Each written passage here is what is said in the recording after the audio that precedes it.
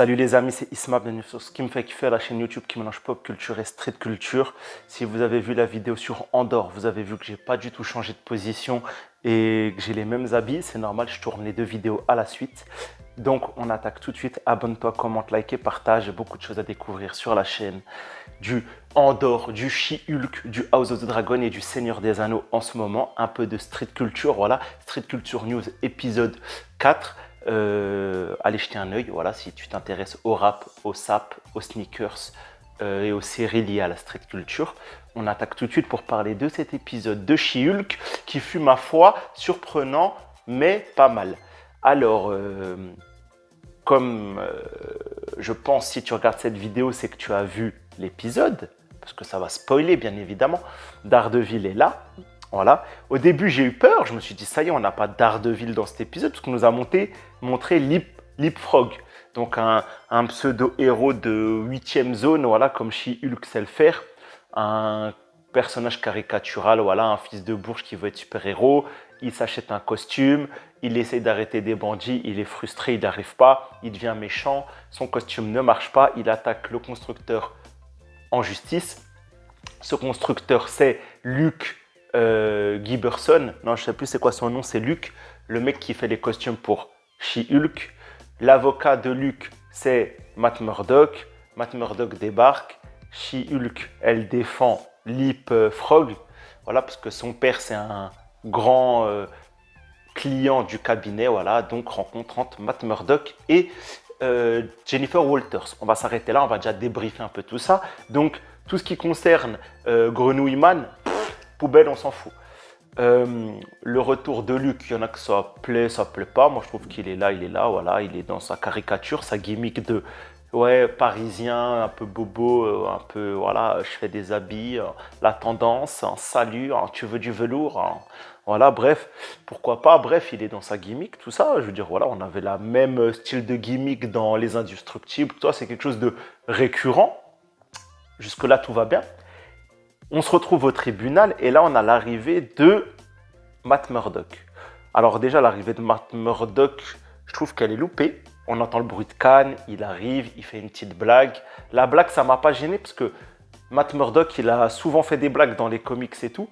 Même dans le film avec Ben Affleck, il fait même des blagues au tribunal. Voilà. C'est plutôt, encore une fois, comme on a dit, fallait s'y attendre, l'utilisation de l'iconisation.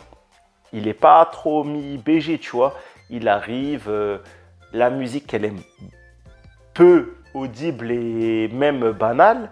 Et la scène, voilà, il ouvre une porte, il passe. Bonjour monsieur, je suis Matt Murdock. Voilà. Alors, ensuite, sa prestation en tant qu'avocat, elle est stylée. Le meilleur qu'on a eu dans la série en ce qui concerne un procès, c'est Matt Murdock qui le fait. Charlie Cox a bien taffé le délire d'avocat, tout ça. Lui, il est bien. Bon, forcément, les dialogues, ils ont été écrits par une tierce personne, par le scénariste. Mais franchement, c'est ce qu'on a eu de mieux en judiciaire. Et Matt Murdock a souligné ça à la perfection, tu vois. Bref, le procès va se finir avec un non-lieu grâce à Matt et ses capacités. Il s'avère que Leapfrog a mal utilisé le costume, donc Luke n'est pas accusé de produit défaillant, voilà. Comme Jane essaie de le plaider, elle est kécho que le mec il est trop fort en tant qu'avocat. Bon, t'es quand même assistante du procureur à la base de Los Angeles. Maintenant, t'es chez HBQ et R. Sois pas aussi surprise que ça que le mec est bon, tu vois. Des avocats, enfin, je veux dire, il y a Brooke, machin, t'en rencontres d'autres, des bons avocats. Bref, en tout cas, il s'avère que Leapfrog va péter les plombs car il va perdre, il va kidnapper Luke pour avoir un autre costume. Daredevil va se mettre en tenue. Luke, c'est son pote, on le comprend, tu vois. Ils ont une relation plutôt, tu vois, pote-pote, tu vois. Ça se check, tu vois. J'ai bien aimé. Du coup, Matt, il va essayer de sauver son pote. She-Hulk, elle veut sauver son client aussi.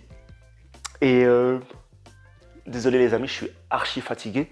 Et du coup, bref, rencontre, premier combat entre Daredevil et She-Hulk. Jusqu'à une collaboration pour libérer Luke. Ensuite, on comprend que c'est Leapfrog, le méchant de l'histoire. Parce qu'il a kidnappé Luke. Elle se dit, ah mince, je suis en train d'aider un kidnappeur. Voilà, ils vont libérer le truc ensemble. Et on va s'arrêter là, pareil, pour décortiquer un peu tout ça. Parce qu'il y a... Alors, qu'est-ce qu'on pense de Daredevil? il fait trop de blagues, selon moi. Une ou deux au début, c'était bien en Matt Murdock. En Daredevil, j'aimais plus le côté ténébreux. Bon, quand même, il y a des échanges drôles entre Jane et lui. Voilà, ça j'ai bien aimé. Ton costume ketchup moutarde, tout ça, c'était cool. La musique de Daredevil, ouais, je suis Daredevil. Bon, je pensais qu'il serait... En fait, ils arrivent, comme ils font un nouveau reboot, un light reboot, je sais pas comment on dit, en fait, ils ont du mal à se fixer sur est-ce que Daredevil, il est connu à New York, il n'est pas connu. Normalement, Daredevil, il a fait quand même la une du New York Post, du New York machin, du New York, du journal de Spider-Man, de Jameson. Donc voilà, bref, c'est pas mal. On n'a pas le Il est bien, hein, il est bien. C'est mieux que ce qu'on aurait pu. C'est mieux que ce qu'on a eu dans toute la série pour l'instant. C'est le personnage le moins débilos.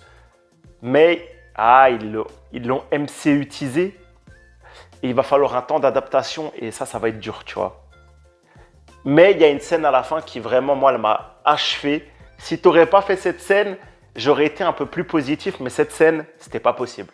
Mais en tout cas, voilà, il est fort. À un moment, il se bat contre les sbires de Lipman, Lipfrog, ou je sais pas quoi. Il les bombe facilement. Voilà, on voit qu'il est fort. Même, il fait un tête-à-tête contre Jen avant qu'ils discutent. Ça se passe plutôt bien. Bon, il y a une alchimie. Ils vont en venir à la fin de l'histoire à coucher ensemble. Désolé pour les oreilles chastes. Franchement, je sais pas quoi en penser en fait. Daredevil, oui, ça fait plaisir. Ce nouveau Daredevil, il va falloir un temps d'adaptation. Jane et Matt Murdock, oui. Peut-être pas cette version-là de Jane qui est trop caricaturale. Et surtout, non, les gars. Non, pas cette scène où il sort de chez elle en plein jour avec le costume, sans le masque. Bonjour monsieur, vous allez bien? Quand il parle à la Mexicaine, la pote à Jane. Non, Daredevil, il sort pas de chez quelqu'un en costume. Bonjour, vous allez bien? Non, tu sors parler toi, tu sors de nuit, ou tu te mets en survêt de t-shirt que tu as emprunté à un ex de Jane. Pas comme ça. Jamais Matt Murdock de la... Déjà le reste, peut-être Matt Murdock, jamais il aurait fait toutes ces blagues. Oh, c'est un mec torturé. Daredevil, c'est une série, nos 3 saisons, qui parle d'un mec torturé, qui a des doutes, qui vit dans l'ombre, la main, le Styx. Non, il y a... Donc, ok, là maintenant on peut imaginer qu'une certaine période est passée entre la saison 3 de Daredevil et là. Du coup, il s'est un peu sorti le bâton des fesses. Il a pété un coup, il va mieux. Voilà, il a pris un peu la joie de vivre et tout. Mais quand même, il y a des limites. Tu ne changes pas à ce point-là. Tu respectes ton identité secrète et ton personnage, tu vois. Je trouvais qu'il n'était pas... Franchement, c'était qu'à 60-70% Daredevil qu'on connaît, tu vois. Et j'espère que c'est le ton de la série qui font de lui ce 30% guignol et qu'en vrai, il ne sera pas comme ça dans ses programmes solo. Parce que franchement, ça ne sera pas à la hauteur, les gars. Mais ça, c'était à parier, tu vois. Bref, dites-moi, vous, ce que vous avez pensé de Daredevil dans cet épisode. On continue vite fait avec Jane. Voilà, elle va à son gala Intelligentsia. Il apparaît, il fait un hackage. Il révèle des trucs. Elle pète les plombs. Elle commence à péter les plombs. Elle casse tout. Du coup, elle va perdre son poste. Peut-être aller en prison. Damage control. Comment va-t-elle s'en sortir? C'est ce qui nous attend dans l'épisode 9. Voilà. Donc, un épisode vraiment au-dessus des 3 derniers. Peut-être des 4 derniers. Avec des choses vraiment intéressante, même si le personnage était, voilà, le méchant drôle. Et encore, il était drôle et en même temps, ouais, franchement, ça allait. C'était, comme je vous disais dans la review de la semaine dernière, à la hauteur d'un DC Legend of Tomorrow, d'un Kick-Ass. On était moins dans du grotesque. Même si c'était caricatural et second degré, c'était cool. 9 épisodes de cette teneur, ça aurait été pas mal. Voilà, donc dites-moi vous si vous validez l'épisode. Bien sûr, on ne parle pas de valider la série. N'oubliez pas que la série reste ce qu'elle est. On a eu 1 ou 2, peut-être 3 bons épisodes. Bon, en fait, on a eu, voilà, 1 à 3 du 4 sur 10, 3, 4 sur 10. Ensuite, on a eu du moins 25 sur 10.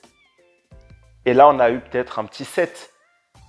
Parce qu'il ne faut pas non plus se voiler la face. On trouve ça bien parce qu'on arrive d'où?